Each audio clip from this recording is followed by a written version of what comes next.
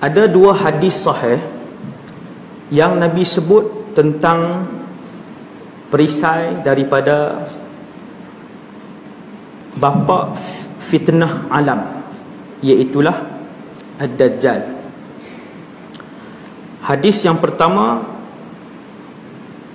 riwayat Al-Imam Muslim, sesiapa yang menghafal 10 ayat dari awal surah Al-Kahfi, dia akan terpelihara daripada godaan, serangan ataupun fitnah Dajjal.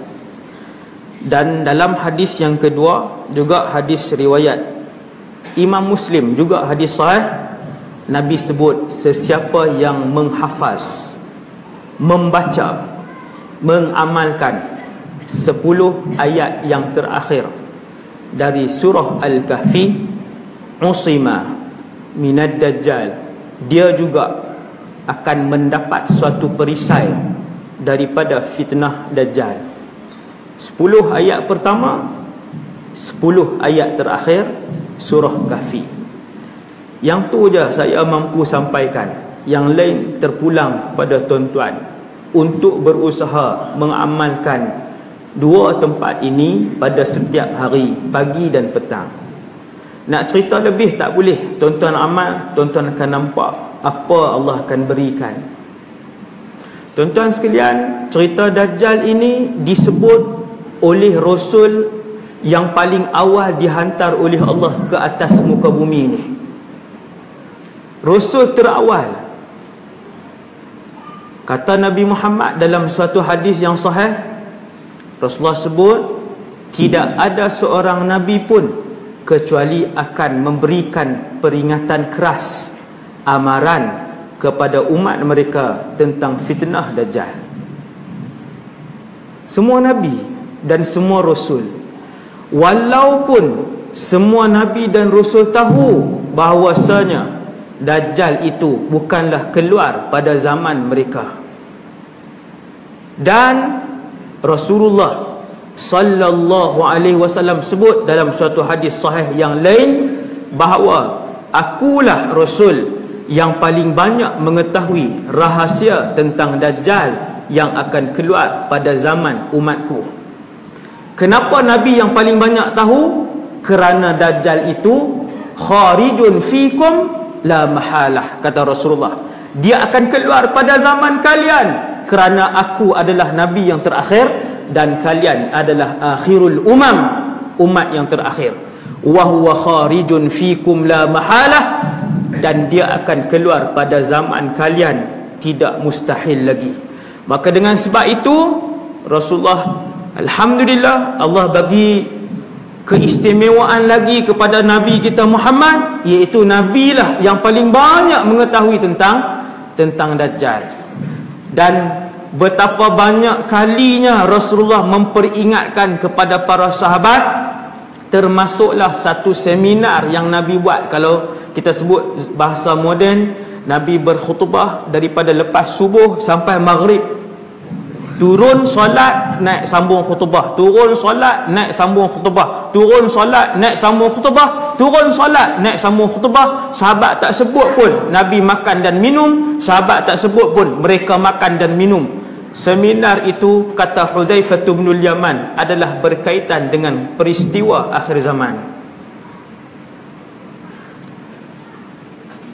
Disebabkan banyaknya hadis yang Nabi sebut, maka cerita tentang Al-Imamul Mahdi satu, cerita tentang Dajjal menjadi dan mencapai tahap mutawatir maknawi, sampai mutawatir.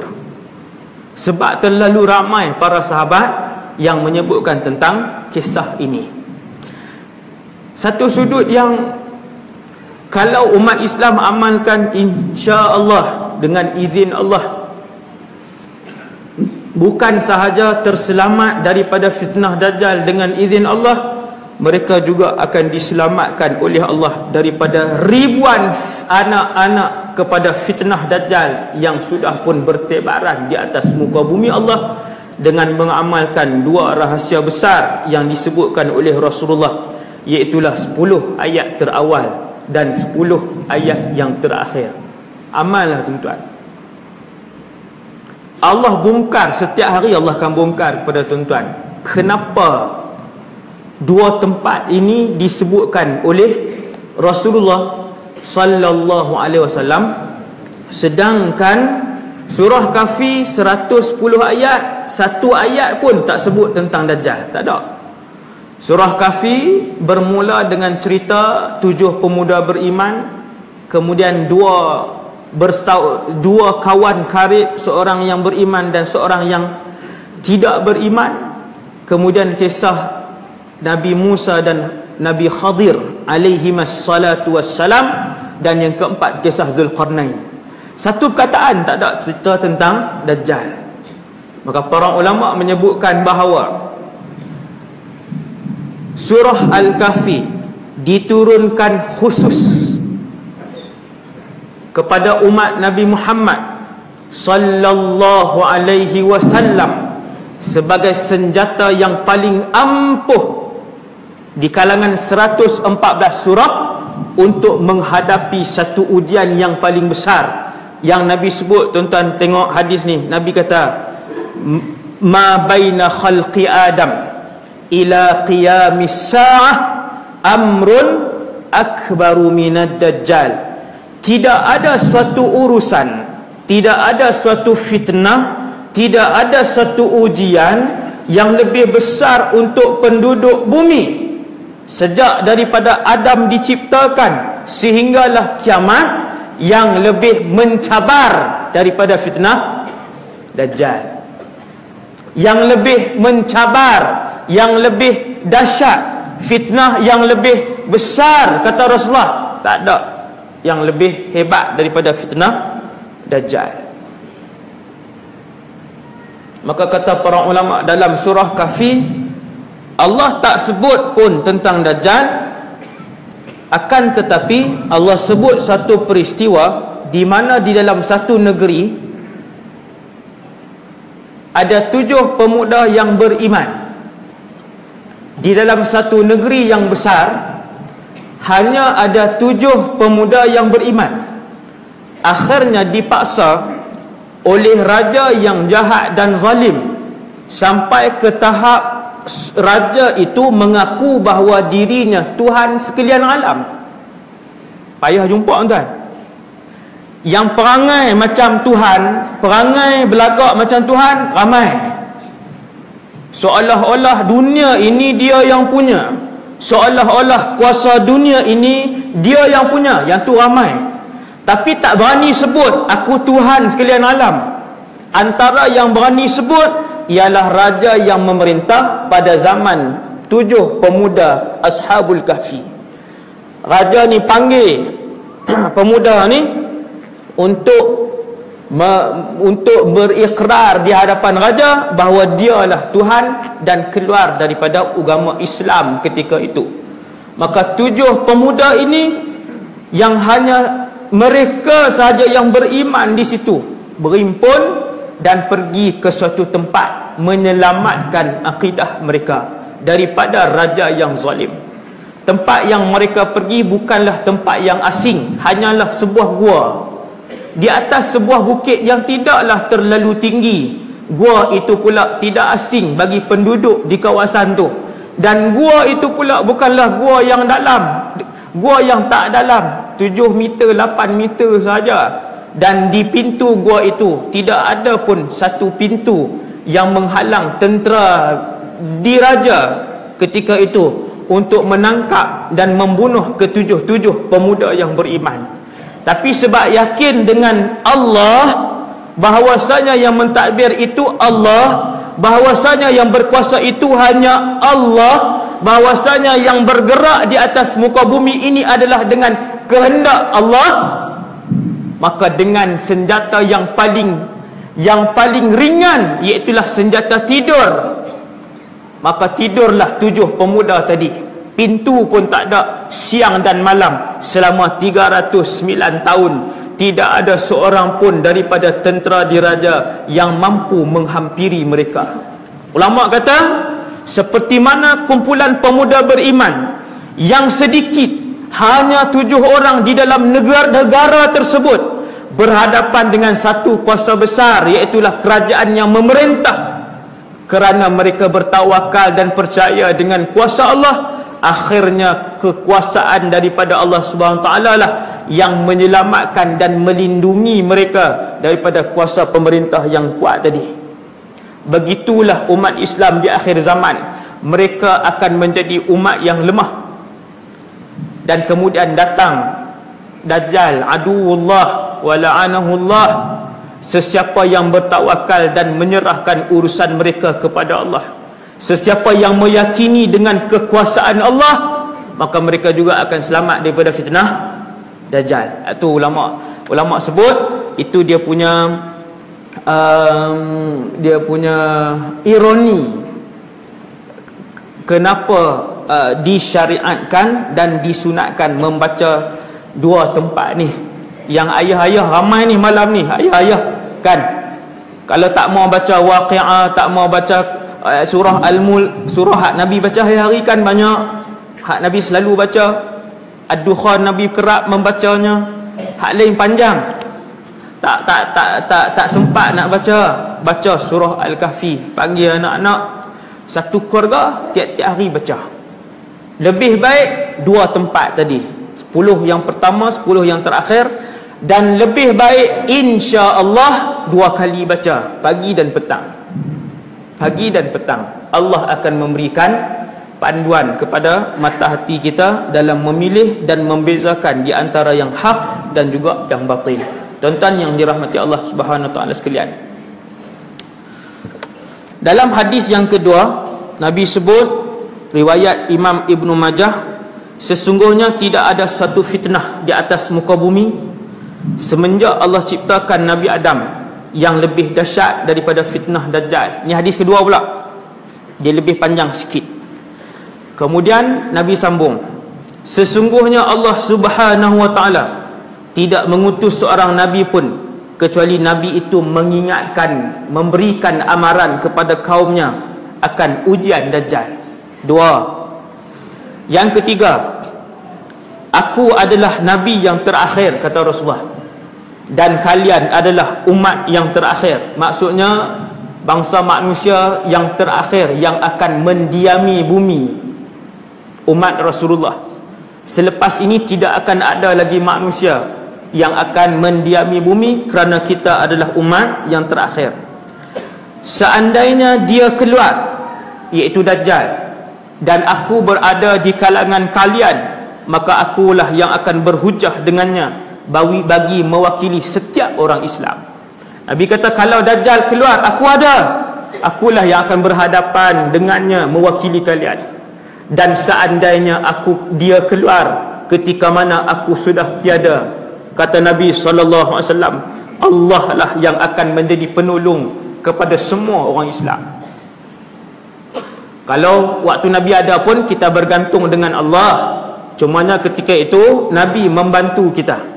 Tapi ketika mana Nabi telah pun wafat 1400 tahun yang lalu, hadis ini dibacakan dari satu kurun ke satu kurun melalui mulut seorang ulama kepada seorang ulama, sehinggalah ke malam ini Dajjal masih belum keluar.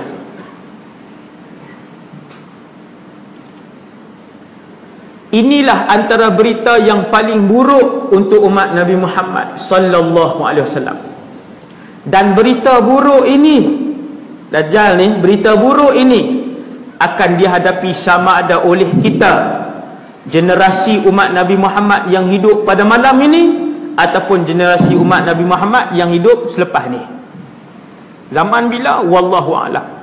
Adakah dia akan keluar? Pasti dan pasti dan pasti dia akan keluar, kerana berita dia keluar ni telah diberitahukan oleh Rasulullah sallallahu alaihi wasallam. Tuan-tuan yang dirahmati Allah sekalian, kata seorang sahabat, nama sahabat ni Hudzaifah ibn al-Asid. Dia kata, kalaulah Dajjal ini keluar pada zaman kalian. Zaman kalian tu zaman siapa? Ulama hadis pun tengok hadis ni. Waktu tu Hudzaifah bercakap dengan tabi'in. Nabi dah wafat. Huzaifah bin Asid radhiyallahu anhu bercakap dengan tabi'in. Zaman tabi'in, Sayyiduna Huzaifah kata, kalau Dajjal keluar pada zaman kalian, zaman yang masih kuat, satu zaman yang dipuji oleh Rasulullah, zaman sahabat, tabi'in, tabi'ut tabi'in, 3 kurun yang dipuji oleh Rasulullah. Kata Sayyiduna Huzaifah, seandainya Dajjal keluar pada zaman ini, la ramathu sibyanu bil khazaf, nescaya kanak-kanak akan membaling batu, hanya membaling batu kepada Dajjal. Kuat iman pada zaman tu, lepas baling batu je dengan Dajjal ni, kalau dia keluar pada 3 zaman terawal yang dipuji oleh Rasulullah. Akan tetapi, nampak sebutan ini bertepatan dengan hadis Nabi. Akan tetapi, kata Huzaifah, Dajjal itu akan keluar pada satu zaman di mana umat Nabi Muhammad sallallahu alaihi wasallam yang kuat beragama hanyalah terlalu sedikit, yang berpengetahuan agama hanyalah terlalu sedikit, dan yang mempedulikan saudara se-Islam yang lain adalah terlalu sedikit. Hak beriman betul tinggal golongan yang sangat minoriti sahaja. Dengan sebab itu ramai berbondong-bondong yang akan mengikuti Dajjal. Wal'iyadzubillah. Kenapa wal'iyadzubillah? Kerana sesiapa sahaja yang mengikuti Dajjal, maka dia akan melaksanakan tuntutan pertama dan terakhir Dajjal, iaitulah untuk mensyirikkan Allah dan mengaku bahawa dia adalah Tuhan sekalian alam. Wal'iyadzubillah. Habis. Kita tengok hadis malam ni, tuan-tuan tengok bagaimana orang ramai akan mengikuti berbondong-bondong di belakang Dajjal, aduwullah wa la'anahullah. Sebelum kita masuk hadis yang tentang cabaran pada zaman Dajjal tu, dia ni dulu saya sebut dah bulan berapa itu, sebut dah sikit bahawa Dajjal ini manusia. Dia manusia. Yang tu tak ada khilaf. Yang khilaf ialah siapa ibu dan ayah dia, dan pada zaman siapakah dia dilahirkan. Yang tu khilaf, tak payah bincang. Yang paling penting dia ada ke tak? Ada. Sudah dilahirkan ke belum? Sudah dilahirkan. Sudah besar ataupun masih kanak-kanak? Sudah pun besar. Kemudian dia ni macam mana Ustaz? Dia ni minal munzarin, di kalangan makhluk yang dipanjangkan umurnya. Antara makhluk yang dipanjangkan umurnya beribu-ribu tahun, bahkan puluhan ribu tahun umurnya adalah Iblis la'anahullah. Iblis la'natullahi alaih. Dia minta dengan Allah, Rabbi anzirni ila yaumi yub'atsun. Iblis asalnya dia ada umur yang tertentu. Kemudian dia mohon dengan Allah. Ketika dia buat dosa dengan Allah, dia minta, ya Allah, panjangkan usia aku dan keturunanku sehingga hari kiamat. Iblis pun orang kata sedang diri. Sedang diri Iblis. Dia tak kata, ya Allah panjangkan umur aku selama-lamanya. Tak berani dah. Ya Allah panjangkan umur aku sehingga kiamat. Maksudnya Israfil tiup sangkakala, Iblis dan semua syaitan juga akan mati. Maka Iblis hidup daripada dahulu sampai malam ni. Antara yang berusia panjang minal munzarin, yang dipanjangkan usia, adalah Isa alaihi salam. Ribuan tahun yang lalu Nabi Isa diangkat naik ke langit yang kedua. Sehingga saat malam ini Nabi Isa belum merasakan kematian. Dia hidup. Antara makhluk yang dipanjangkan nyawa dan umurnya oleh Allah adalah Dajjal la'natullahi alaih. Dajjal. Seorang sahabat nama Tamim ibn Aus Ad-Dari naik kapal bersama dengan 30 orang lain menuju ke suatu tempat. cerita ni tidak didetailkan. Kalau detail lagi panjang. Bahkan dalam hadis cerita ni juga lebih kurang 1, 2, 3, 4 muka surat. Panjang juga. Itu pun tidak didetailkan 4 muka surat cerita ni. Hadis riwayat Imam Muslim. Tamim ibn Aus Ad-Dari radhiyallahu anhu, seorang sahabat. Kadang-kadang ada nama dia riwayatkan hadis. Naik kapal, wallahu alam ke mana, bersama dengan 30 orang kawan yang lain.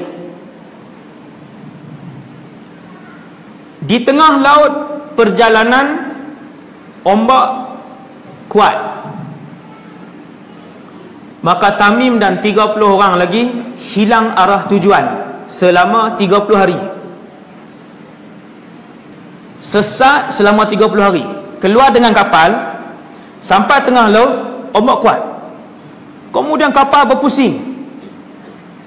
Kapal tadi sampai di suatu tempat, dia berpusing dengan kuat, ditolak oleh arus laut, kanan ke kiri, ke depan dan ke belakang, dan tak tahu ke mana hala tuju selama 30 hari. Akhirnya, ni hadis Sahih Muslim, kapal kami sampai di sebuah pulau. Kami pun berhenti di pulau tadi, turunkan perahu kecil dan menuju ke pulau. Ketika sedang berehat dan mencari keperluan di pulau, keluar seekor binatang yang sangat lebat bulunya, sehingga menutup bahagian depan dan bahagian belakang binatang tadi. Sahabat ni tuan-tuan, orang Arab, tuan-tuan jangan kata mereka tak ada zoo kot ustaz, mereka tak boleh bagi tahu yang tu nama dia pelanduk ke, gajah ke, yang tu zirafah ke. Tuan-tuan sekalian, Madinah Al-Munawwarah pada zaman Rasulullah hidup dikelilingi oleh hutan tebal. Madinah, yang tu kena belajar mata pelajaran Atlasul Hadis, peta hadis. Madinah pada zaman Rasulullah dikelilingi oleh hutan tebal. Tebalnya hutan pada zaman Nabi, sehingga kan para sahabat selalu terserempak dengan singa, gajah, binatang-binatang buah ni dalam hutan, kecuali di bahagian utara. Sini utara, belah sini. Di bahagian sini? Barat laut, tenggara, barat daya ke apa tu? Yang sebelah sini. Hanya bahagian situ sahaja, di bahagian utara Madinah sahaja pada zaman Rasulullah yang kawasannya terbuka, tak ada hutan tebal. Sebab tu waktu perang Khandaq, Nabi hanya membuat parit gergasi di kawasan yang terbuka tu saja. Kawasan lain Madinah, kenapa tentera musuh tak serang? Kerana jawapan dia, kawasan lain Madinah dikelilingi oleh hutan tebal, dan sebahagian kawasan lain Madinah dikelilingi oleh tanah yang panas. Hak Burkan tu, hak tanah panas tu, tak boleh lalu, tentera tak boleh lalu kawasan tu. Okey, kembali pada tajuk tadi. Jadi para sahabat ni, sahabat pernah melihat binatang-binatang. Kalau binatang itu pernah dilihat dan dikenali sahabat akan sebut binatang itu binatang apa. Tapi disebabkan binatang ini kali pertama sahabat tengok, dipenuhi oleh bulu yang menutup muka dan keseluruhan tubuh dia. Maka kata Tamim ibn Aus Ad-Dari, kami melihat binatang yang pelik ini yang ditutupi seluruh badannya dengan bulu, dan akhirnya binatang itu menghampiri kami. Keluar pulau lepas 30 hari, lalu kawasan berombak yang tinggi tadi ni, jumpa satu pulau, turun dengan perahu kecil, duduk situ, keluar seekor binatang tu datang ke mereka. Akhirnya bila sampai ke dekat, binatang tu berkata, man antum? Binatang tu tanya pula, kalian siapa? Terjun laut balik tak tuan-tuan? Binatang, lembu mai kita. Dia kata, pakcik mai mana ni, tak pernah nampak lembu. Allahu Akbar. Berani orang Arab, tuan-tuan tengok. Bila binatang tadi datang, dahlah binatang tu pelik, dia datang, dia tanya, man antum, siapa kalian? Bercakap bahasa Arab. Hadis riwayat Imam Muslim, hadis ni. Maka jawab Tamim ibn Aus Ad-Dari, kami pun jawab kepada binatang tadi, ya Rasulullah. Rupanya Tamim duk cerita ke Nabi kisah ni, nak suruh Nabi hurai apa dia ni, ya Rasulullah. Pulau tu pulau apa? Binatang tu binatang apa? Benda apa ni yang kami duk tengok ni, ya Rasulullah? Maka kami pun jawab kepada binatang tadi, kami pemuda Arab. Ketika itu ke-30 orang ini kesemuanya beragama Nasrani, Kristian, belum Islam. Ada Kristian yang Arab, bukannya semua orang Kristian ni Eropah kan, ada yang Arab.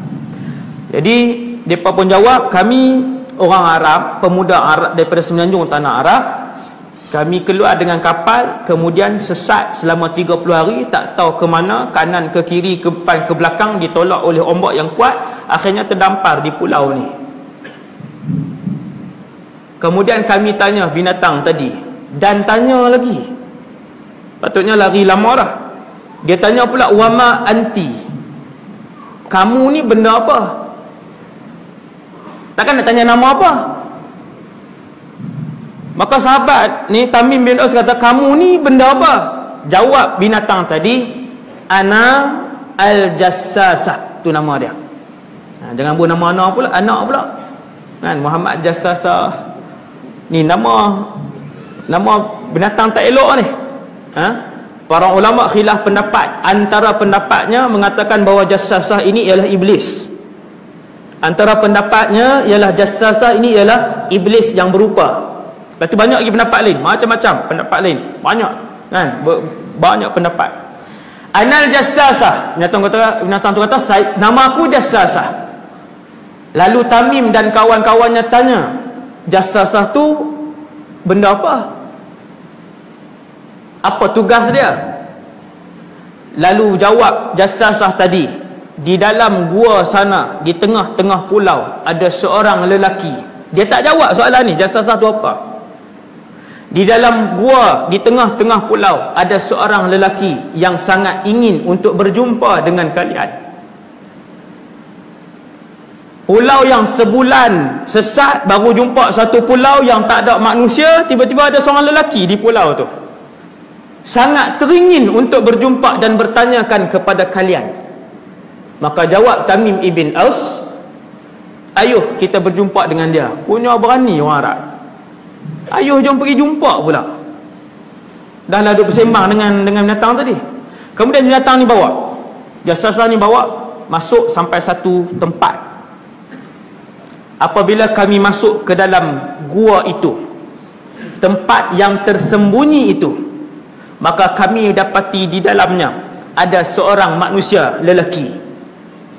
Manusia, mata dua, hidung, mulut, telinga, rambutnya panjang, kerinting, tubuh badannya sangat besar. Manusia, bukan jin. Kedua-dua tangannya diikatkan dengan besi yang keras dan banyak, sehinggalah ke lehernya. Kita kalau baca bahasa Arab, kita tak tahu maksud dia macam mana. Belajar dengan guru, guru tunjuklah, diikat macam ni. Macam ni. Dua-dua tangan tak di sini, kemudian ikat dengan rantai besi. Tak boleh bergerak sedikit pun. Dan kedua-dua kakinya dirapatkan pahanya sampai ke dada. Rapat macam tu, kemudian diikat dengan besi yang banyak. Lalu berkata lelaki itu kepada kami, man antum, siapa kalian? Kami pemuda Arab, Kristian, Nasrani, keluar daripada semenanjung tanah Arab. 30 hari kami sesat di tengah laut, cerita semua. Dan akhirnya kami jumpa dengan Jassasah di pulau kamu. Pulau kamu lah, tak ada manusia orang tu di situ, pulau kamu. Lalu bertanyalah mereka ni, wama anta, kamu ni benda apa? Tamim tanya, kamu ni benda apa?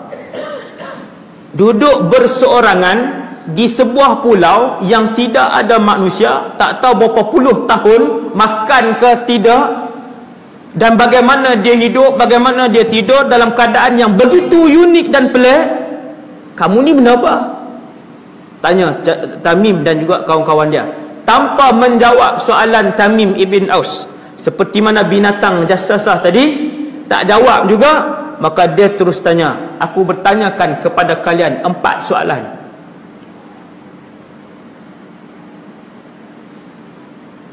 Soalan yang pertama, apakah keadaan Nakhlu Baisan, kebun Baisan? Mereka ni jawab, pohonnya masih mengeluarkan buah-buah kurma yang banyak. Jawab lelaki pelik yang diikat tadi ni, sesungguhnya sudah sangat hampir satu masa kebun itu tidak akan lagi mengeluarkan buah-buahnya walaupun sebiji. Satu, bagaimanakah keadaan Buhairah Tabariyah? Bagaimana keadaan Tasik Tabariyah? Apakah airnya masih banyak? Jawab mereka, airnya masih banyak. Sesungguhnya sudah sangat hampir airnya akan kering dan tidak akan dapat dimanfaatkan oleh penduduk sekitarnya. Dia ni duk beritahu ni. Apa petanda dia? Dan yang ketiga, dia tanya tentang Ainu Zughar, bagaimana keadaan mata air Zughar? Jawab mereka, mata air Zughar juga masih banyak. Jawab lelaki yang diikat tadi, akan sampai satu waktu, sudah hampir, air itu juga akan kering. Apa berita Nabi kepada orang-orang yang tidak tahu membaca? Tengok tanya soalan dia, soalan biadab Apa khabar tentang Nabi kepada orang-orang yang tak tahu membaca? Nabiul Ummiyin, dia tanya. Nabi kepada orang buta huruf. Jawab pemuda Nasrani 30 orang, Nabi itu dah keluar dan dia dah berhijrah ke Madinah. Aqatalahul Arab, adakah orang Arab berperang dengan dia? Ya, orang Arab berperang dengan dia dan dia menang setiap kali peperangan. Jawab lelaki ini, sesungguhnya beruntunglah mereka-mereka yang mengikuti lelaki itu, dan beruntunglah sesiapa-siapa yang taat kepada lelaki tersebut. Sesungguhnya aku ialah, kan saya lelaki tadi kan, itu tuan-tuan duk bayang saya pula. Aku ialah Al-Masihud Dajjal. Dia pun jawab. Tuan-tuan sekalian, maksudnya dalam alam ini tuan-tuan, semenjak Allah cipta Dajjal, dia dilahirkan oleh ibu dia daripada pasangan ibu dan ayah, kemudian dia membesar, kemudian ditangkap dan diikat di pulau itu. Oleh siapa-siapa tu kita tak payah cerita, yang tu sebab khilaf dia terlalu banyak. Cumanya sampai ke saat malam ini, di situlah dia berada, di pulau itulah dia berada. Adakah mustahil untuk sampai ke pulau tu? Tak mustahil. Pulau itu ada jalan untuk sampai, cumanya susah. Dan pulau itu tak terletak di bawah perut bumi, tidak terletak pada langit 1 dan 2. Pulau itu terletak di atas muka bumi ni, di atas laut muka bumi ni. Dan di situlah tinggalnya Dajjal laknatullahi alaih. Dan di kalangan manusia ada yang pernah jumpa, iaitu siapa? 30 ni orang ni. Yang ada hadis sahih 30 orang ni. Yang teori-teori lain ada orang masuk apa semua jumpa, yang tu kita tak tahu.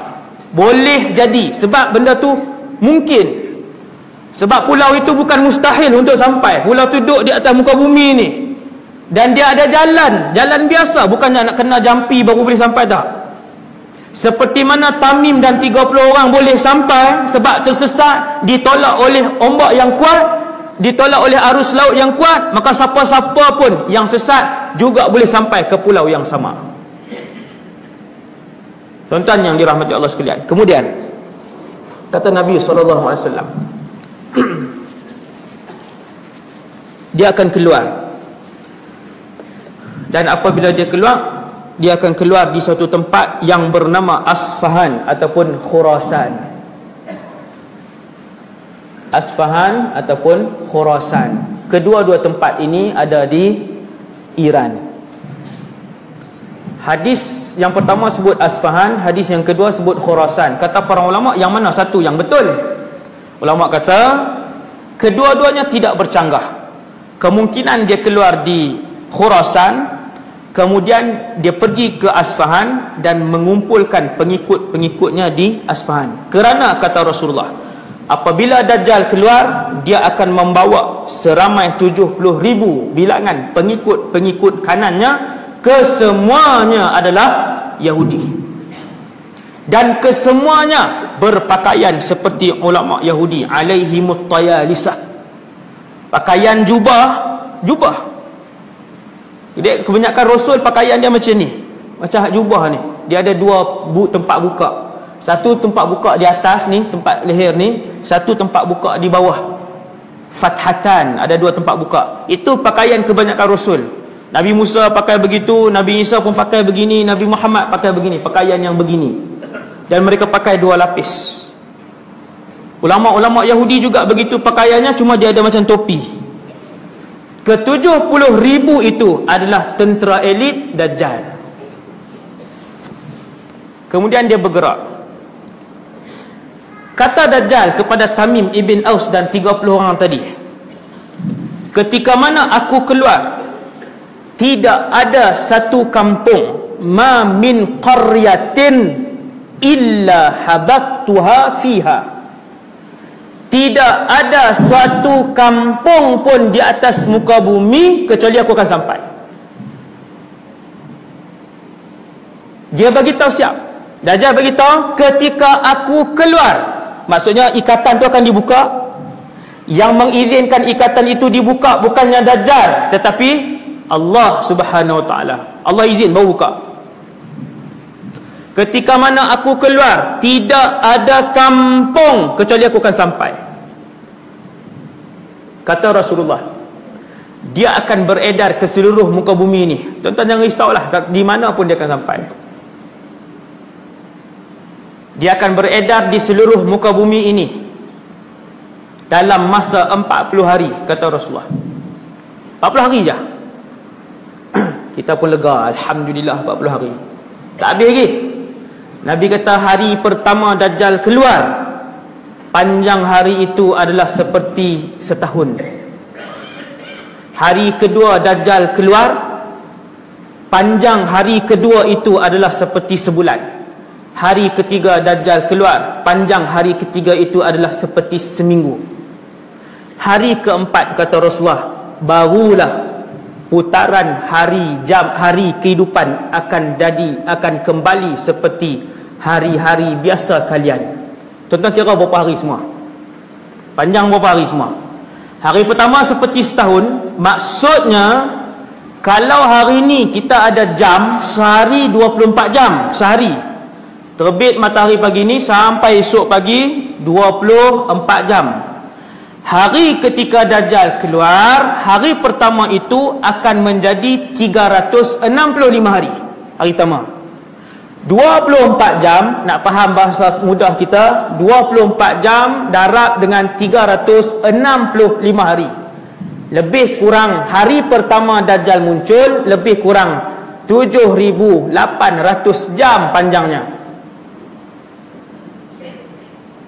Hari pertama Dajjal muncul, panjang hari itu daripada terbit fajar untuk bertemu fajar esok, panjangnya lebih kurang 7,800 jam. Ulama kata, yang Nabi sebut hari pertama macam setahun itu Nabi sebut simbolik ataupun hakikat. Maka kesemua para ulama sebut tempah itu adalah hakikat, bukan simbolik. Kerana dua soalan daripada para sahabat. Yang pertama, sahabat tanya, "Ya Rasulullah." Tengok soalan sahabat. Bila Nabi cerita bahawa hari pertama jadi macam setahun panjang dia, soalan pertama keluar daripada para sahabat, "Ya Rasulullah, apakah pada hari pertama yang panjangnya menjadi seperti setahun itu cukup untuk kami solat lima waktu pada sepanjang hari itu? Bolehkah solat 5 waktu sahaja?" Maka Nabi terus memberikan jawapan siap-siap kepada umatnya, supaya umatnya selain daripada susah ni nak berhadapan dengan zaman Dajjal yang susah itu, Nabi bagi tahu siap-siap benda apa orang Islam kena buat. Nabi jawab tidak cukup. uqduru lahu qadrah, kalian mesti membuat anggaran di antara satu waktu solat kepada satu waktu solat yang lain. Maksudnya hari pertama yang panjang dia 8,000 jam tu, mesti solat dengan bilangan solat sehari 5 waktu, darab dengan 365 hari. 365 darab dengan 5. Nak tahu setiap waktu solat, Nabi sebut siap-siap. Nabi kata uqduru lahu qadrah, kalian kena buat anggaran. Contoh, di antara zuhur nak ke asar berapa jam? 3 jam. Maka setelah kalian melakukan solat zuhur, kemudian berlalu 3 jam, kalian mesti solat asar. Daripada asar nak ke maghrib berapa jam? 3 jam juga. Maka selepas menunaikan solat maghrib, berlalu 3 jam. Selepas menunaikan solat asar, berlalu 3 jam, kalian mesti solat maghrib. Ni bagi tahu siap-siap. Ni dia panggil fiqh zaman Dajjal. Ini dia panggil fiqh zaman Dajjal. Nabi dah jawab. Kemudian kenapa tempoh ini disebut oleh para ulama? Dia bukan simbolik, dia adalah hakikat.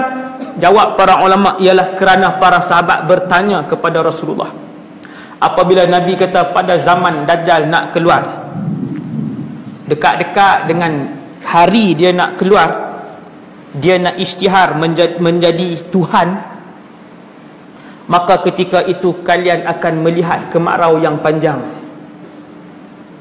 Kemarau panjang, kemarau. Tuan-tuan, kita ni Malaysia ni walaupun banyak air sungai, air terjun, mata air banyak air. Tapi kalau Allah uji tak hujan selama 3 bulan, tuan-tuan sekalian, seluruh semenanjung termasuk Sabah, Sarawak ke Indonesia, kalau tak hujan 3 bulan, kesemua empangan di dalam Malaysia akan susut, bahkan ada beberapa negeri akan mula mencatu air. Ada satu tahun, saya tak ingat, 2-3 tahun yang lalu jadi kemarau panjang. Yang saya ingat ketika tu 2 tahun yang lepas ke 3 tahun yang lepas, ketika tu saya tengok kemarau tu beberapa negeri sudah mula mencatu air. Subhanallah. Kemudian saya tengok satu ceramah seorang ustaz ni, dia ceramah pasal akhir zaman. Dia kata mungkin inilah tanda Dajjal akan muncul. Pula ada. Saya kata jam, dia pergi sebut hak tu tanda dia. Sat lagi kalau lepas ni hujan balik, jangan spesifikkan, jangan kata inilah tanda dia yang disebutkan oleh Rasulullah bahawa Dajjal akan muncul selepas kemarau. Sekali dia hujan macam tahun ni tuan-tuan, kemarau dah lagi, kemarau tahun ni belum lagi ni, hujan masih turun. Kami di utara, di belah Kedah, Pulau Pinang, hampir setiap hari hujan lebat. Ni sampai dah masuk bulan 5 dah. Subhanallah. Tuan-tuan, cumanya yang Nabi sebut wallahu a'lam bila masanya, ketika mana sebelum Dajjal keluar, bumi akan kemarau. Tuan-tuan, kalau tak ada air, boleh perang tak? Boleh bergaduh tak? Boleh bergaduh. Seorang sultan di dalam Malaysia ni, dia sebut 2 bulan yang lalu, dia kata kalau air kurang boleh mencetuskan peperangan dan pergaduhan. Saya kata betul. Air kalau tak ada tuan-tuan, air minum, tuan-tuan bayang tengok air minum. Okey, hari pertama kita bertahan dengan bekalan apa semua, kemudian kesemua empangan susut, hujan tak turun, sungai mula susut. Kemudian makin lama sungai pun kering. Bekalan air selepas minggu habis digunakan oleh seluruh orang Malaysia dan seluruh muka bumi Allah. Mudah tak? Suasana gambaran bahawasanya pada zaman Dajjal keluar, setitis air pun tak ada di atas muka bumi Allah, yang Nabi sebut benda tu sangat dekat dengan akal kita. Benda tu boleh dibayangkan. Tuan-tuan, Nabi sebut apabila Dajjal isytiharkan dirinya Tuhan, hari pertama itu kalian tidak akan mendapati setitis air pun. Kita duk bayang macam ni. Takkan dia keluar di Iran, di isytihar tu, terus hari tu semua ayat ni kosong, turun macam tu. Tidak. Sebelum dia isytihar itu, Allah kemaraukan muka bumi ni. Bukan Malaysia sahaja, seluruh bumi. Mustahil ke tidak, tuan-tuan? Benda tu biasa, Allah boleh buat. Kita fikir dengan akal yang waras, kita fikir sekejap je, boleh, Allah boleh buat dengan sangat mudah.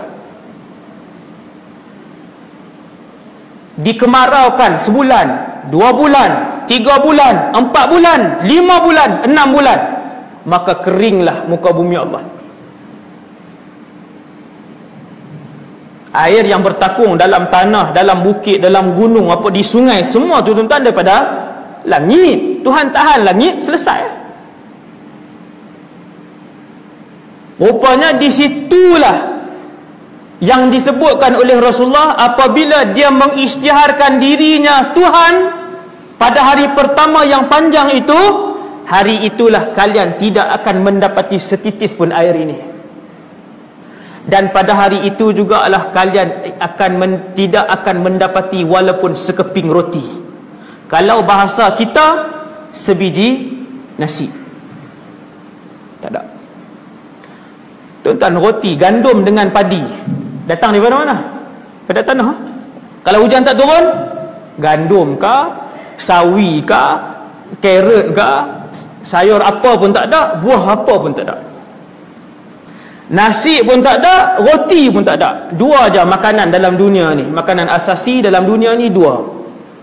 Saya pernah duduk di asrama yang menghimpunkan pelajar seluruh dunia. Pelajar seluruh dunia. Jepun, China, Australia, Perancis, Jerman, kawan-kawan saya. Afrika, berpuluh-puluh negara tu duduk dalam satu bila waktu masak yang paling saya seronok sekali, saya akan pergi ke dapur panjang ni kan, panjang dapur ni, semua akan masak makanan negara masing-masing. Dan apabila orang Malaysia ataupun orang Patani masak, maka dapur akan kosong, orang lain semua lari sebab goreng ikan kering kan, dan goreng pekasam orang Kedah, pekasam hak busuk tu. Ya Allah akbar. Memang lepas lari lah. Tuan-tuan sekalian, saya tengok makanan daripada hujung sana, kawan-kawan duk masak ni, daripada hujung dapur sana sampai hujung dapur sana, dua saja makanan, gandum, nasi, dua. Nabi kata kalian tidak akan mendapati sekeping pun roti pada zaman itu. Tak lama tempoh dia tuan-tuan, lebih kurang 400 hari sahaja panjang dia. Apabila tempoh dia lebih kurang 400 hari panjangnya, maka sahabat bertanya, "Ya Rasulullah, siapa yang akan mendapat makanan?" Kata Nabi, ketika mana dia keluar, tidak ada setitis air dan sekeping roti, maka ketika itu di antara sihir yang diizinkan oleh Allah kepada Dajjal ialah dia mampu untuk menumbuhkan tumbuh-tumbuhan dan dia mampu untuk menurunkan hujan. Sihir dia tu baru dua, tu saya sebut tu baru dua. Di mana sahaja bahagian langit yang dia tunjuk, maka akan turun hujan mencurah-curah. Bukan hujan palsu tuan, hujan yang hujan. Kata Rasulullah, dengan syarat penduduk di kawasan itu mestilah beriman dengan ketuhanannya. Wal'iyadzubillah. Habis iman tuan, habis gadai iman ketika tu. Maka sahabat bertanya kepada Nabi soalan yang kedua. Tuan-tuan tengok. Lalu sahabat bertanya kepada Rasulullah soalan yang kedua, "Ya Rasulullah, sudah tentu orang beriman tidak akan tunduk kepada Dajjal?" Nabi kata, "Ya. Orang beriman tidak akan tunduk dengan Dajjal. Mereka mempunyai benteng yang kuat." Lalu sahabat tanya, "Ya Rasulullah, dalam tempoh yang begitu panjang, kalau tak makan dan minum, tentu orang beriman mati begitu sahaja, mesti mati." Manusia tak makan tuan-tuan, seminggu mati lah. Takkan pada zaman Dajjal keluar, yang kafir munafik yang syirik, yang murtad, kesemuanya akan mendapat makanan dan minuman. Yang Islam tak akan mati keseluruhannya. Maka Nabi pun jawab, tidak. Orang Islam dan orang beriman akan terus hidup, dan makanan mereka ketika itu ialah subhanallah walhamdulillah wala ilaha illallah wallahu akbar. Setiap kali mereka menyebutkan zikir itu, perut mereka akan kekenyangan. Tuan-tuan, orang biasa ke wali-wali je tu? Kita lagi zikir, lagi banyak baca Quran, lagi lapar. Loh, lagi masuk. Kuliah lagi lama, lagi banyak pinggan tambah. Ceramah lagi panjang. Nabi kata makanan mereka subhanallah walhamdulillah wala ilaha illallah wallahu akbar. Zikir itu, tuan-tuan, adalah zikir yang diwasiatkan oleh Nabi Ibrahim alaihissalam ketika Nabi dalam perjalanan pulang daripada peristiwa Mi'raj. Sampai di langit nombor 7, jumpa dengan Nabi Ibrahim. Nabi Ibrahim kata, wahai Muhammad, sampaikan salam aku kepada semua umat kamu. Alaika wa alaihissalam wa rahmatullah wa barakatuh. Kemudian kata Nabi Ibrahim, wahai Muhammad, bagi tahu kepada umat kamu, di dalam syurga ada satu kawasan yang qi'an, kosong, tetapi tanahnya sangat subur. Di dalam syurga ada satu kawasan yang kosong, tanah, dan tanahnya sangat subur. Wahai Muhammad, di kawasan itu akan ditumbuhkan oleh Allah pohon-pohon yang indah. Benih kepada pohon-pohon itu adalah subhanallah walhamdulillah wala ilaha illallah wallahu akbar. Mana-mana di kalangan umat kamu yang menyebutkan sekali, Allah akan menumbuhkan satu pohon yang indah kepadanya di dalam syurga. Lepas tu Nabi pun pergi, turun ke langit ke-6, jumpa Nabi Musa. Itu cerita Isra Mi'raj. Tuan-tuan sekalian, bila sahabat tanya, ya Rasulullah, waktu itu umat kamu yang beriman takkan mati macam tu saja? Nabi kata tidak. Sebut zikir kenyang, sebut zikir kenyang, sebut zikir kenyang. Pagi berzikir kenyang, sampai tengah hari berzikir kenyang. Waktu tu Dajjal dah mula keluar, satu tempat ke satu tempat ke satu tempat. Seandainya handphone ni masih berfungsi, radio masih berfungsi, TV masih berfungsi, wallahu a'lam. Ada pendapat ulama kata tak berfungsi dah benda tu. Ada pendapat ulama kata tak berfungsi seperti biasa, sebab tidak ada nas. Tak tahu. Ulama yang kata benda-benda ni semua takkan berfungsi pun, mereka ada dalilnya. Apa dia? Iaitulah satu hadis sahih yang Nabi ceritakan pada zaman Imam Al-Mahdi berlaku peperangan terbesar alam. Tajuk Imam Mahdi dah kan? Sini. Imam Mahdi dah, tajuk Imam Mahdi. Belum lagi, 2 jam. Ketika zaman Imam Mahdi berlaku peperangan terbesar alam. Nabi kata pada peperangan itu umat Islam akan menunggang kuda. Sehingga Nabi sebut ada 10 orang penunggang kuda terbaik di kalangan pasukan tentera Imam Mahdi itu. Ada 10 orang penunggang kuda terhandal di dalam pasukan Imam Mahdi itu. Aku kenal muka mereka, aku tahu nama mereka, dan aku tahu warna kuda tunggangan mereka. Allah tunjuk ke Nabi. Allah buka, Nabi tengok, Nabi nampak seorang-seorang. Nabi tahu nama dan Nabi tahu warna kuda tu. Hadis sahih. Maksudnya guna peralatan dulu ke guna peralatan moden. Itu panjanglah cerita dia kan, macam-macam. Kemudian Dajjal tadi di mana tadi cerita dia? Bukan perang tadi. Kemudian Dajjal tadi ni. Okey, kemudian dia pun keluar. Kita ketika itu, bila Dajjal sampai di satu tempat, sahabat tanya, ya Rasulullah, sempatkah Dajjal mengelilingi bumi seperti yang dia sebut? Nabi kata ya. Dan kelajuannya seperti awan yang ditiup oleh angin yang kencang. Nabi nak hurai kat sahabat, zaman kita hari ni kita boleh bayang, kita boleh bayang kelajuan seperti awan yang ditiup oleh angin yang kencang. Zaman hari ni banyak. Zaman hari ni banyak yang boleh bawa satu orang daripada satu tempat ke satu tempat. Kapal terbang Malaysia ke Australia, Malaysia ke UK, Malaysia ke Jepun. Jadi berapa jam je ke Jepun? Berapa jam? 4 jam, 6 jam. Sekejap je. Bahkan ada kenderaan yang semakin tahun semakin canggih. Tuan-tuan kalau rajin tengok di komentari, semakin lama semakin canggih. Semakin laju. Ada roket yang mengambil masa 1/3 daripada kapal terbang. Hari ni dah ada. Kalau ke Jepun ambil masa 6 jam, dengan roket tu 2 sahaja. Bye. Maka Nabi bila sahabat tanya, "Ya Rasulullah, sempatkah Dajjal akan pusing seluruh muka bumi Allah seperti yang dia sebut?" Nabi kata, "Ya." Macam mana dia nak naik, wallahu alam. Macam mana dia nak bergerak, zaman tu tak ada. Nabi kata, "Ya." Tapi dia sempat. Kerana kelajuannya, Allah diilhamkan Nabi, kerana kelajuannya seperti awan yang ditiup oleh angin kencang. Angin kencang bukannya angin macam di pantai Batu Buruk, tuan. Kan yang tu angkat kain sikit-sikit je. Angin kencang, tuan-tuan tengok, rumah pun dia angkat, kereta pun dia angkat, memusing kereta. Itu angin kencang. Subhanallah. Maka Dajjal dia pun akan keluar.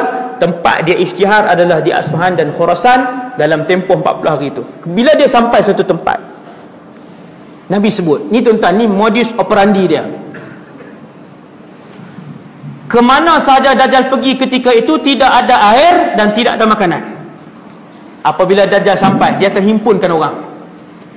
Tuan-tuan, berita cepat dah hari ni. Cepat.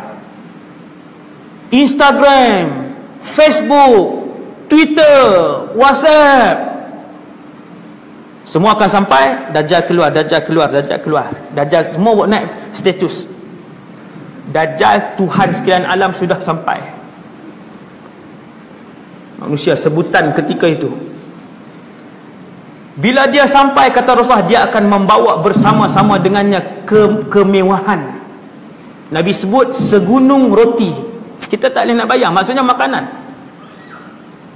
Apabila dia sampai ke suatu kawasan, ucapan pertama Dajjal, "Alastu bi rabbikum?" Bukankah aku Tuhan kalian? Sesiapa yang mengaku bahawa aku Tuhan mereka, maka mereka akan diberikan segala kemewahan ini.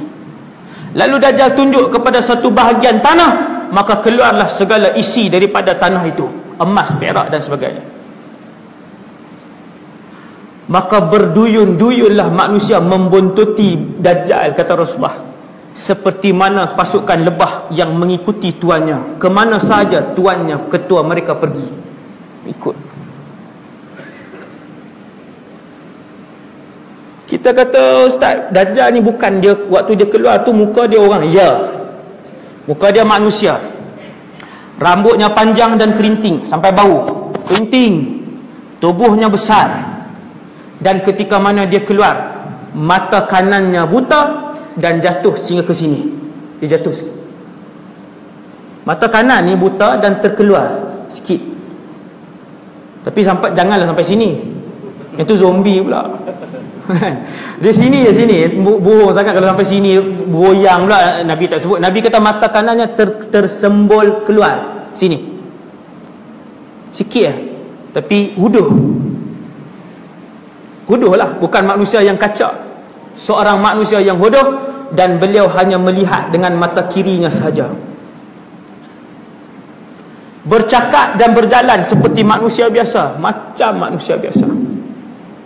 Tetapi disebabkan sihirnya yang besar, sihirnya yang hebat, maka ramailah manusia yang mengikutinya. Tuan-tuan sekalian, manusia ni dia huduh macam mana pun, kalau dia ada duit, dia ada harta, dia ada dunia, dia ada kemewahan, dan dia berkuasa, manusia akan ikut dia ramai-ramai. Tuan-tuan tengok Bashar al-Assad hari ni. Tuan-tuan sebut siapa yang lebih zalim daripada dia hari ni, walaupun dia Islam Syiah, agama Syiah lah, tak sebut Islam lah, dia agama Syiah. Siapa pemimpin kafir yang lebih jahat daripada dia, yang bunuh rakyat sendiri, yang nak mencecah sejuta dah, pelarian berjuta-juta. beratus ribu tentera dia yang masih sujud kepada dia walaupun dalam keadaan jahat macam tu. Tuan-tuan tengok artis antarabangsa yang tak ada akhlak, yang memang skandal berzina dan sebagainya, tak tutup aurat, pakai ketat. Berapa juta pengikut dia. Tengok Lady Gaga, wal'iyadzubillah, dia boleh menari, buat ritual sembah syaitan apa semua. Tengok berapa juta pengikut dia seluruh dunia. Dalam Malaysia, artis yang terang-terang tak semayang, artis yang terang-terang buat sekian. Cuba tengok dia punya pengikut dia. Satu gambar je, satu gambar je 200,000 yang like satu malam. Bukan dapat gaji 10 sen pun.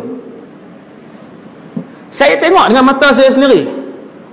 Bila ada anak remaja yang duk tengok, duk follow Instagram, saya tengok ni siapa dia ni, memang kita tak kenal lah. Dia kata artis. Pengikut dia berapa ratus ribu, ramai. Ni apa dia? Dia upload gambar. Berapa yang ni like? Ratus ribu like satu malam. Kalau artis yang tak pernah bagi 10 sen pun sekali gambar dia buat naik ratus ribu yang ikut, kalau Dajjal datang dengan kekayaan yang dia bawa, Nabi kata berbondong-bondong akan membuntuti Dajjal ketika itu, seperti mana kumpulan lebah yang mengikuti ketuanya. Nak emas, dia bagi emas. Dia bukan bagi RM50, tuan.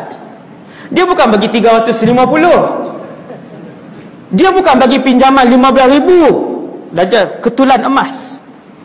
Nabi kata di mana dia tunjuk, keluarlah ketulan emas dan perak, lalu dibahagikan kepada mereka yang menyebutkan Tuhan kami Dajjal, wal'iyadzubillah.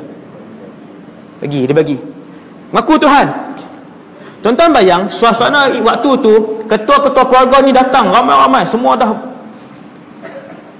nak makanan, nak minuman apa semua ni. Tiba-tiba dia bagi emas pula, tapi dengan syarat sebut aku Tuhan je. Boleh kau bagi. Kalaulah nak tengok bola di malam akhir, di perlawanan final pun berpuluh-puluh ribu orang sanggup pergi, tuan. Final ni Kedah, bukan nak kata kat ni sini, tapi saya pernah balik daripada KL malam tu final. Sepanjang jalan penuh hijau kuning. Kata kat negeri sendiri, bukan ni. Saya berfikir tentang hadis ni. Akhirnya dapat tahu bahawa malam itu lebih 25,000 orang yang pergi.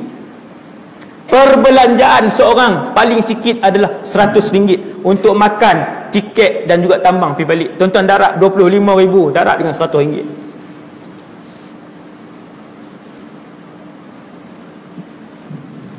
2.5 juta malam tu. Itu untuk tengok bola.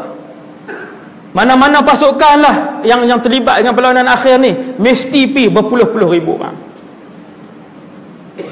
untuk tengok bola yang kena bayar duit. Apatah lagi waktu Dajjal turun dalam keadaan tak ada makanan dan minuman, dia pula isytihar, mai aku nak bagi emas dan perak. Tuan-tuan bayang tengok berapa juta satu negeri yang akan ikut dia. Nas'alullah as-salamah.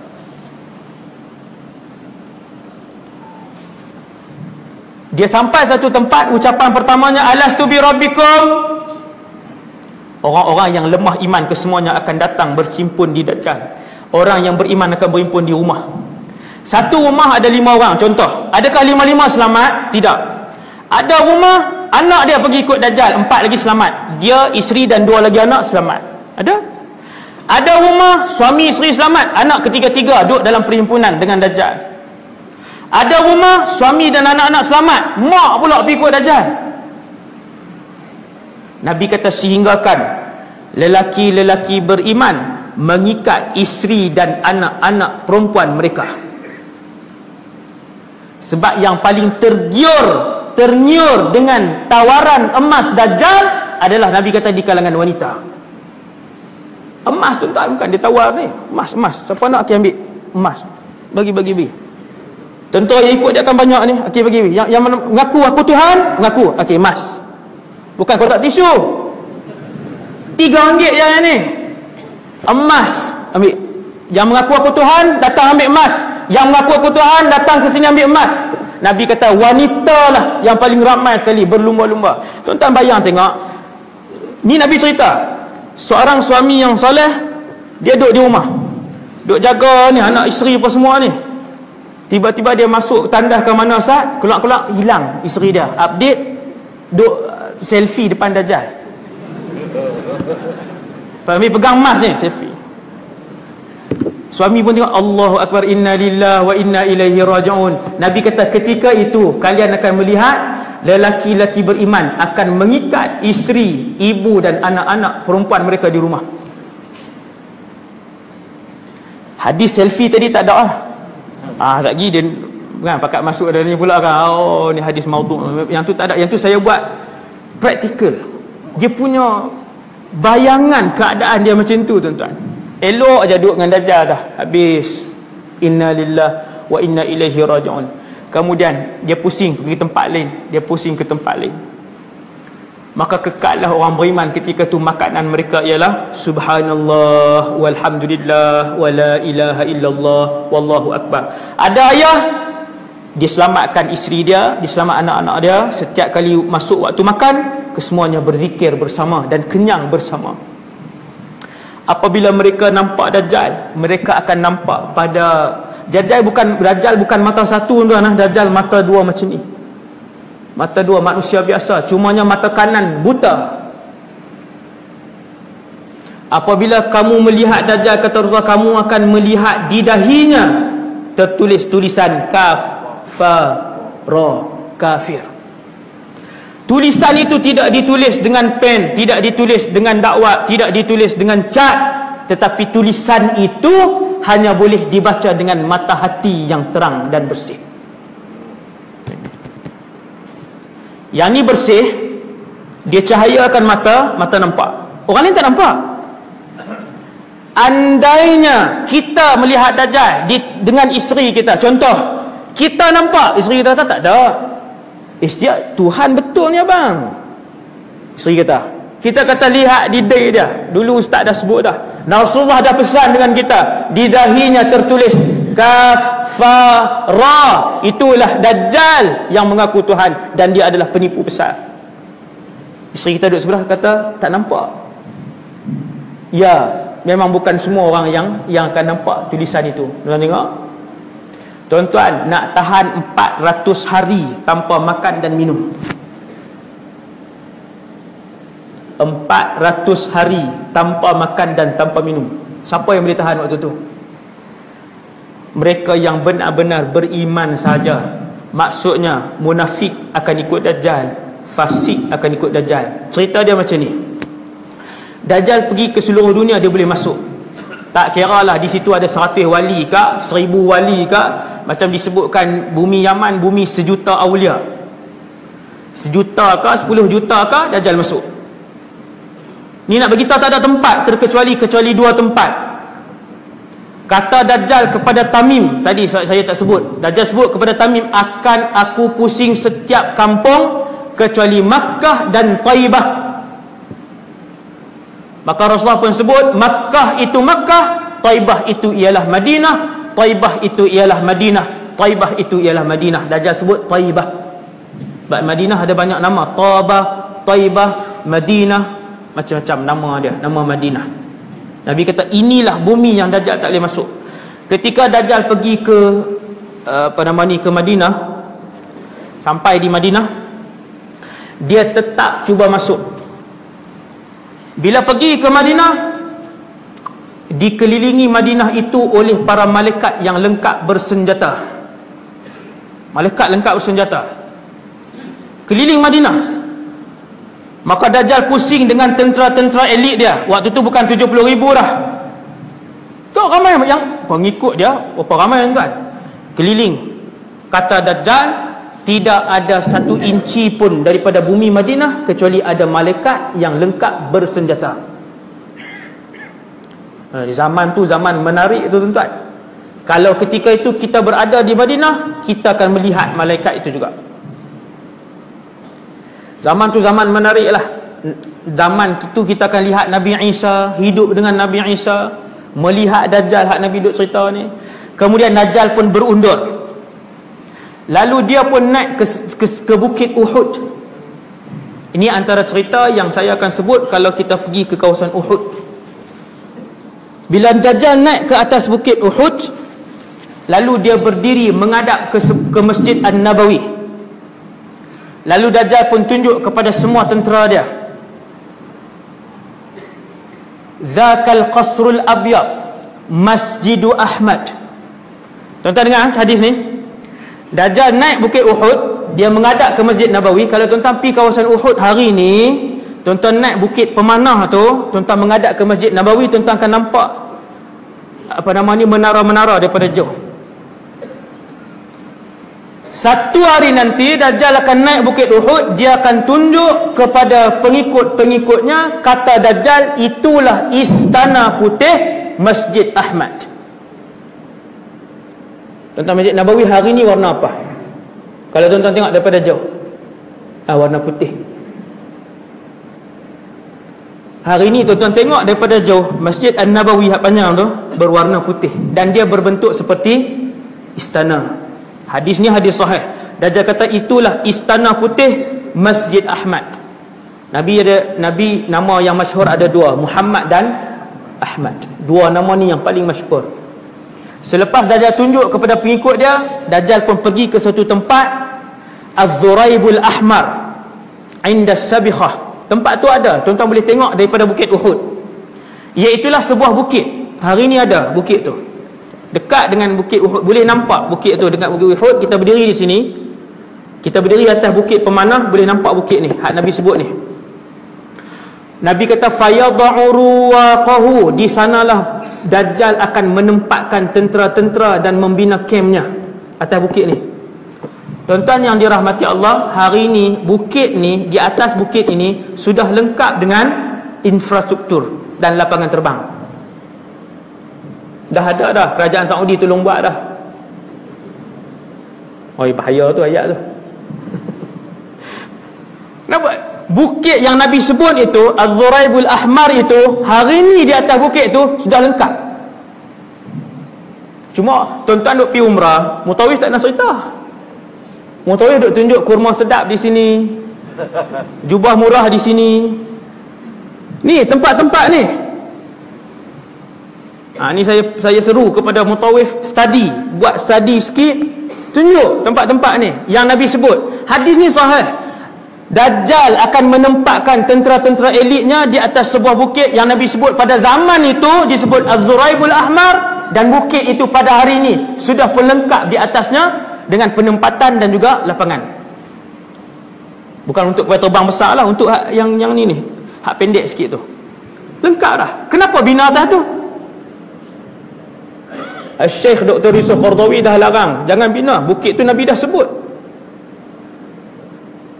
Mereka buat juga alasan untuk dan mereka buat bukan untuk Dajjal, mereka buat untuk kerajaan tu, untuk kerajaan mereka, tapi betul-betul atas bukit tu yang disebutkan oleh Rasulullah. Bila Dajjal dia tak boleh masuk Madinah, bumi Madinah bergegar 3 kali. Ini saya nak sebut kat tuan-tuan supaya kita insaf. Tuan-tuan sekalian, last lah kita habis dah 5 minit lagi insya-Allah. Kan nampak gelisah lah. Panas kan tengah tu. Panas ramai. Tuan-tuan, bumi Madinah bergegar 3 kali. Apabila dia bergegar kali pertama, kesemua munafik dan kesemua fasik keluar daripada bumi Madinah. Habis. Kesemua lelaki fasik dan lelaki munafik, perempuan fasik, perempuan munafik akan keluar daripada bumi Madinah dan kemudian bergabung dengan Dajjal. Tuan-tuan tahu bila Nabi sebut fasik, setiap fasik tak terlepas daripada fitnah Dajjal. Tuan-tuan yang dirahmati Allah, orang yang semayang tak cukup 5 waktu, mereka adalah fasik. Ramai ke tak ramai di Malaysia ni? Ramai. 70%, 80% meninggalkan solat di Malaysia ni. Nabi kata setiap fasik lelaki dan perempuan akan ikut Dajjal. Setiap munafik lelaki dan perempuan akan mengosongkan Madinah dan ikut Dajjal.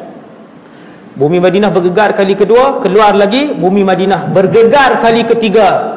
Fasik dan munafik tak boleh duduk dalam bumi Madinah. Akhirnya mereka pun keluar bersama dengan Dajjal. Maka yang tinggal dalam bumi Mekah dan Madinah hanya orang-orang mukmin sahaja. Lalu keluar seorang pemuda. Ini hadis sahih. Pemuda ni kata, aku akan keluar kepada Dajjal untuk menyelamatkan umat Rasulullah. Orang larang dia. Pemuda ni tetap keluar daripada Madinah. Dia tetap keluar. Dia pun pergi ke penempatan Dajjal, sebab Dajjal buat camp dia di Zuraib Ahmar, Sabikhah. Tadi ni nama tempat, Nabi sebut nama tu jelas. Lalu datanglah pemuda ni seorang diri ke camp terbesar Dajjal. Sebelum sampai kepada Dajjal, dia ditahan oleh para tentera. Lalu tentera bertanya, ke mana? Dia jawab, aku nak bunuh Dajjal, penipu besar yang telah menyesatkan umat Muhammad sallallahu alaihi wasallam. Ini cerita, Nabi sebut cerita ni. Cerita ni akan berlaku nanti. Lalu mereka mengeluarkan senjata untuk membunuh pemuda beriman tadi. Lalu berkata tentera-tentera yang lain, jangan bunuh lelaki itu. Bukankah Tuhan kita berpesan? Bukankah Tuhan kita telah berpesan bahawa dia sahaja yang boleh membunuh? Tuan-tuan tahu apa panggilan orang kepada Dajjal? Tuhan. Wahai Tuhan. Ada orang datang nak jumpa. Kira kalau SU Dajjal apa semua, hello Tuhan, hari ini ada 6 orang nak jumpa. Panggilan. Betul? Bukankah Tuhan sudah berpesan kepada kita jangan bunuh kecuali dia? Oh, tentera lain yang marah tadi sebab Tuhan mereka dihina, marah nak bunuh dah. Betul. Kami terlupa. Kita bawa kepada Tuhan kita, Dajjal. Akhirnya bawa budak ni. Wahai Tuhan, dia telah menghina kamu. Tuan-tuan sekalian, apa soalan pertama Dajjal? Bila jumpa budak tadi, soalan pertama dia, di mana sahaja dia pergi? Alastu bi rabbika? Kenapa kamu tak mau mengaku aku Tuhan kamu? Budak tu kata, bahkan kamu adalah al-kadzdzab, penipu besar yang disebutkan oleh Rasulullah sallallahu alaihi wasallam. Dia nak main selamat umat Nabi ni, yang duduk di belakang Dajjal, tak tahu berapa ratus ribu waktu tu, tak tahu berapa juta ketika tu yang ikut di belakang dia. Lalu Dajjal pun bunuh budak tadi. Dia belah badan budak tadi, kata Nabi, sebelah kanan terpelanting sejauh balingan tombak, dan sebelah kiri badannya terpelanting sejauh balingan tombak. Berapa meter? Dia belah. Dengan apa? Wallahu alam. Dengan alat ke, dengan sihir dia ke, dia belah pelantingnya tu. Lalu Dajjal pun berjalan di tengah-tengahnya, kata Rasulullah, dengan bongkak, dan dia berpaling kepada pengikutnya, bukankah aku Tuhan kamu? Kesemua bertambah iman dengan ketuhanan Dajjal. Ya, kamulah Tuhan kami.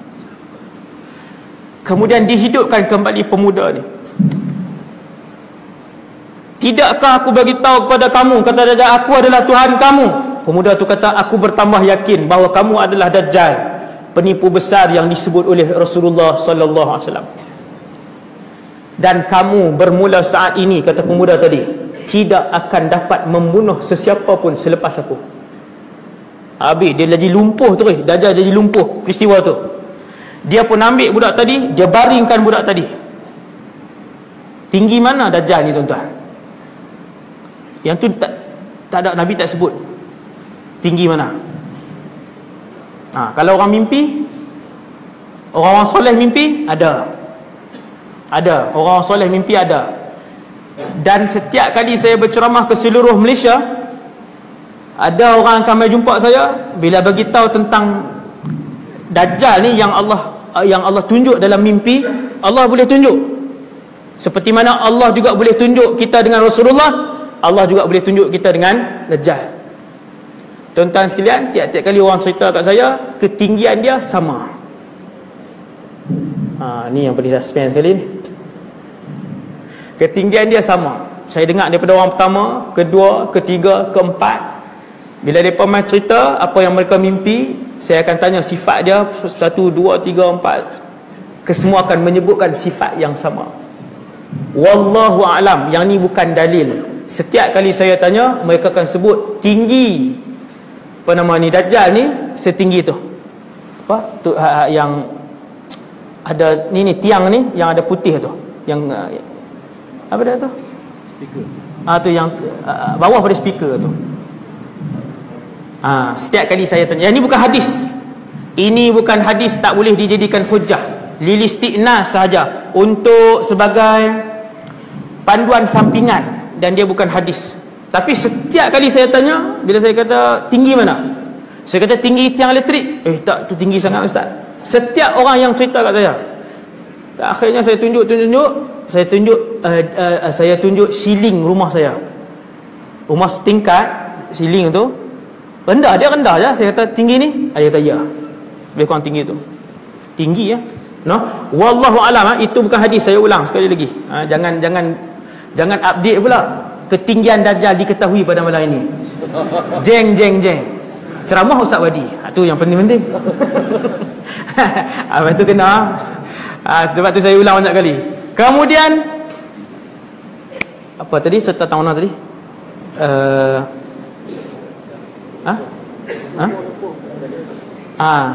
Budak tadi, Dajjal baringkan dia, lalu disembelih budak tadi. Allah Subhanahu Wa Taala, hadis sahih ni, menukarkan tengkoknya menjadi tembaga di sini. Tak boleh nak sembelih, tak boleh. Akhirnya Dajjal pun dia malu, dia pengikut ramai, dia malu, dia tak boleh bunuh budak ni, lalu dicampakkan ke dalam api. Kata Rasulullah, di mana sahaja Dajjal pergi, dia akan bawa dua, api yang menyala-nyala dan sungai yang sejuk. Apabila kalian melihat api dan sungai, terjunlah, Nabi sebut terjunlah ke dalam api yang menyala-nyala itu, kerana di dalamnya adalah sungai yang sejuk. Nabi sebut falyaqam, terjunlah di dalam api yang menyala itu, kerana itu sebenarnya adalah sungai yang sejuk. Dia terbalik. Zaman fitnah, zaman Dajjal ni zaman fitnah. Manusia dah tak boleh tahu yang mana yang hak, yang mana yang batil, yang mana yang palsu, yang mana yang benar, kecuali mereka yang diberikan mata hati. Antara mata hati yang paling tajam ialah dengan mengamalkan surah Al-Kahfi, insya-Allah. Akhirnya Dajjal pun dia dikejar oleh Nabi Isa alaihissalam dan dibunuh di habis tu. Ini saya ambil hak penutup tu, lewat dah tuan-tuan. Akhirnya Nabi Isa pun turun daripada langit yang kedua, solat di Damsyik, Syria, bersama dengan pasukan mujahidin. Habis semayang subuh, ataupun dua riwayat, kedua-duanya sahih. Habis semayang subuh, keluar, buka pintu masjid, depan sekali ada Dajjal. Bila Dajjal tengok Nabi Isa, dia pun berlari sekuat-kuatnya. Antara mukjizat ialah sesiapa sahaja yang menghidu wangi-wangian tubuh badan Isa, maka orang kafir itu akan mati serta-merta. Mukjizat dia. Akhir zaman nanti mukjizat Nabi Isa, siapa bau wangi-wangian Nabi Isa di kalangan orang kafir, mati. Bila Dajjal nampak, dia terus lari, dia laju, dia pergi ke Palestin, Syria tepi Palestin. Kesemua pengikut dia, tentera-tentera elit dia lari ke Palestin. Dajjal dikepung di Babul Lud dan dibunuh oleh Nabi Isa. Kemudian pengikut-pengikut dia dibunuh oleh tentera-tentera mujahidin yang berbaki, termasuklah ketika tu Imam Mahdi. Waktu itulah tentera-tentera Yahudi dan tentera bukan Islam berselindung di sebalik batu dan pokok. Kesemua batu dan pokok bercakap ketika itu, wahai tentera Islam, datanglah, di belakang aku ada Yahudi, mai bunuh dia. Kecuali satu jenis pokok itu adalah pokok gharqad, kerana dia adalah pokok Yahudi dan dia tidak bercakap kepada tentera Islam. Balik cari ingat pokok gharqad, boleh tengok pokok gharqad tu. Paling banyak di Israel. Paling banyak pokok tu di Israel, dan akhirnya dibunuh Dajjal oleh Nabi Isa. Walhamdulillahirabbil alamin.